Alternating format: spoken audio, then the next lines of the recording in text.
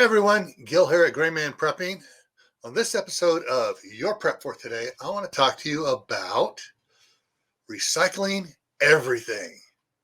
Now, some of you are going to go, "Oh man, you're not one of those bleeding tree hugger, blah blah blah blah types." I go, "No, I'm being smart."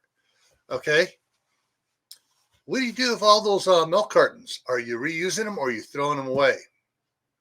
What are you doing with all those soda bottles? Recycling them or throwing them away?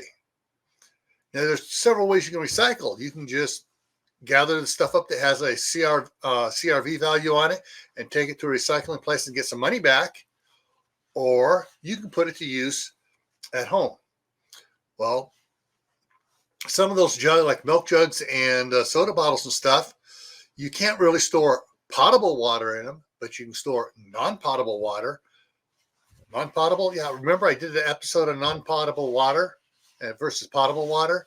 Non-potable is the stuff you want to use for flushing the toilet, doing laundry.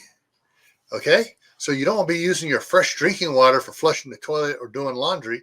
Use non-potable water. Okay, so that's one reason to recycle.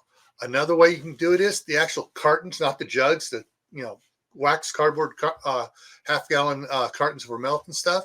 Those make great plant starters. Yep, I did a thing on that too. Back about a year and a half ago on Camp Patton Family Compound, showing how I was filling it with the potting mix and started seeds in there. And when they got up to a certain height, I'd take it out, cut the bottom off, and just slide the plant right on out into the ground. So it's a way to get a jump start on your gardening.